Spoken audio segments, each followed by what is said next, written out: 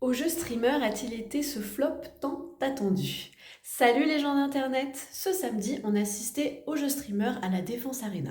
Alors, petit point pour ceux qui n'ont pas suivi, au jeu streamer, c'est un événement sportif qui a été pensé par France Télévisions et qui a réuni 8 équipes de créateurs de contenu, de sportifs et de journalistes pour célébrer l'arrivée de la flamme olympique et puis pour faire patienter avant les Jeux olympiques.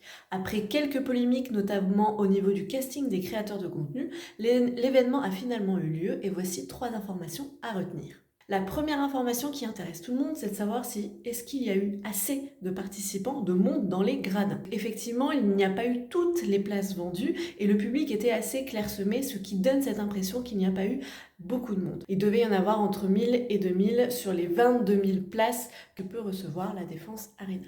Le second point à retenir, c'est le nombre de personnes sur le live. J'ai essayé de me connecter à peu près toutes les heures et en moyenne, il y avait entre 37 000 et 40 000 personnes de connectées au live qui a quand même duré 6 heures sur la chaîne de Zerator, puis sur France TV Slash. Apparemment, il y a eu un pic autour des 50 000 personnes, mais moi, personnellement, je ne l'ai pas vu. Et le dernier point à retenir, c'est que durant ce live, il y a eu quelques personnalités qui sont venues ponctuer ces compétitions avec des interviews, notamment le joueur du grenier, JDG, et ces interventions ont extrêmement plu au public puisqu'elles étaient marrantes et innovantes. Donc s'il y a une personnalité qui s'est distinguée, c'est bien lui. Voilà ce que je peux vous dire sur Au jeu streamer. N'hésitez pas à me dire en commentaire ce que vous avez pensé de la compétition si jamais vous l'avez regardée.